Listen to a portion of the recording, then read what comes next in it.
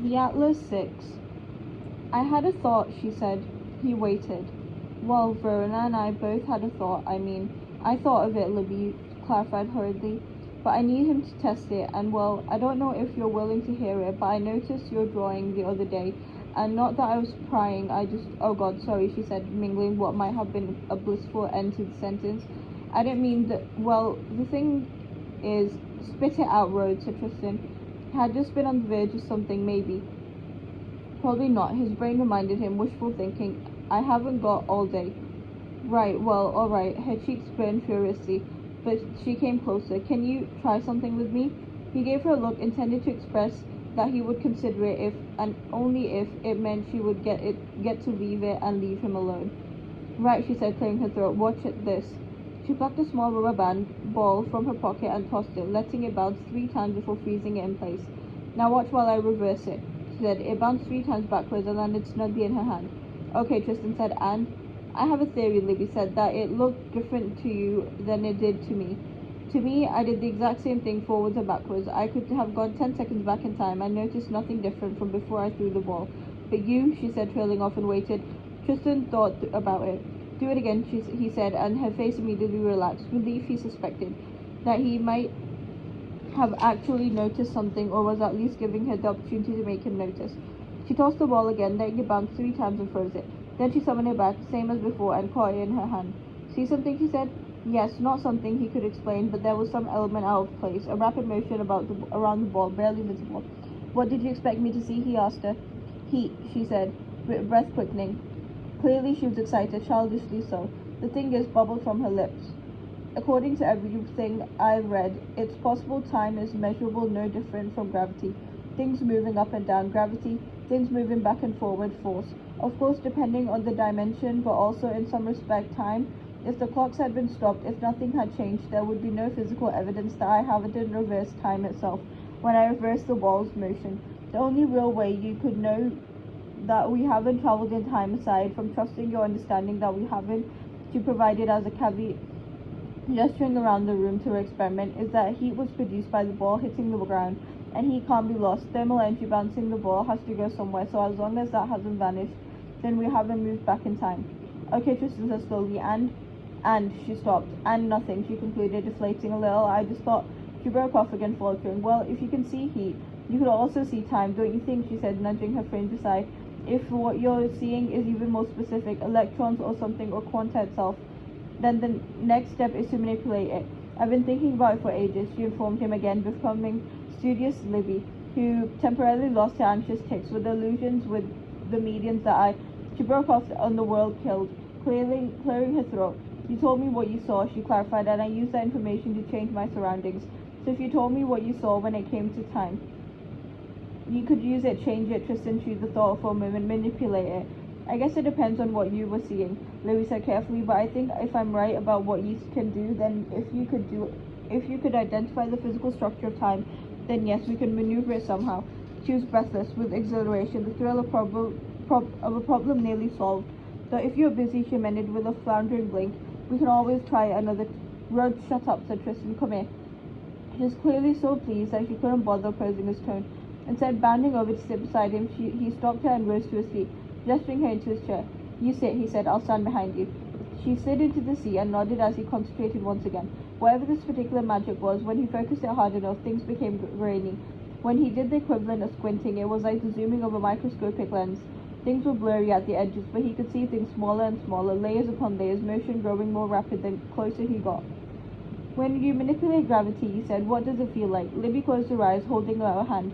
With the flat of her palm, she pushed down, the pressure nearly dragging Tristan to his knees. Like a wave, she explained belatedly, like things are floating in an invisible current. Tristan conjured his understanding of linear time, turning it over in his mind. Where might the misconception have been? There it was linear. That was linear, he supposed that it moved forward and backward, that it was ordered, that it was irrelevant to concepts like heat. There it was. When he dismissed his expectations, he found it. It was the only thing moving at an identifiable constant pace, though it varied from different levels throughout the room. Faster, higher up, slower, lower down. Not the same consistency of the clock on the wall, which was close to ceiling's apex, but near Libby it was regular, as regular as a pulse. He could see it or feel it, or however he was experiencing it, at what he presumed to be 60 beats per minute, right where Libby's hair brushed the tops of her shoulders, flipping girlishly out. It was getting long. It had to grown at least an inch since they'd arrived. Tristan reached forward, resting a hand on Libby's arm, and started tapping the pattern of motion. If there's something that feels like that in the room, he asked her. She closed her eyes, again frowning. Then she reached for his hand, pulling it just below her clavicle, resting on her breastbone and jarring him slightly out of his rhythm, his fingers brushing bare skin. Sorry, she said. Need it somewhere I can feel it. Right, I could. It would ricochet through her chest that way. Tristan located the precise beat he was looking for and tapped the pattern again, waiting for another 10-20 beats. He tapped it out like a metronome, and by the time he reached 40 beats or so, Libby's eyes shot open. I found it, she said, and then with a motion of her hand, the pattern Tristan had been watching went still. To his disbelief, everything went still. The clock on the wall had stopped. Tristan himself, the motion of his breath, had been suspended, and he suspected the blood in his veins had been too. Nothing moved, though he could look around somehow, or feel around, experiencing himself newly within the space he'd taken up. His hand was still resting on Libby's chest, his thumb below the collar of his shirt, no longer tapping. He had the strangest look on her face. Nearly a smile, but somehow louder. It burned with resilience, with triumph, and then he processed it. She had done it with intention, with skill. With his help, Libby Rhodes had stopped time. She blinked and everything fell back into place, careening into motion. It had been nothing more than a lag, a momentary resistance that had been nearly identifiable. But even so, Tristan could see the sweat on her brow. It had not cost her nothing. She rose to her feet too quickly, spinning to face him in her fervor, and nearly collapsed. He caught her with one arm around her ribs, and she struggled upright, grasping his shoulders for leverage. I could do more if I had Nico, she said, staring at nothing, at his chest, but also at nothing, staring down the barrel of her thoughts, rapidly calculating something. How to do it again, or do more, or do better. I couldn't hold it alone, but if I had him, or maybe Reyna, or you showed me how to move it first, then maybe we could. Well, maybe if I just I should have. Rhodes just inside. Listen. Well, I don't know what we could do, to be honest, she confessed wearily. If this is how things move, time moves, then everything is a bit different, isn't it?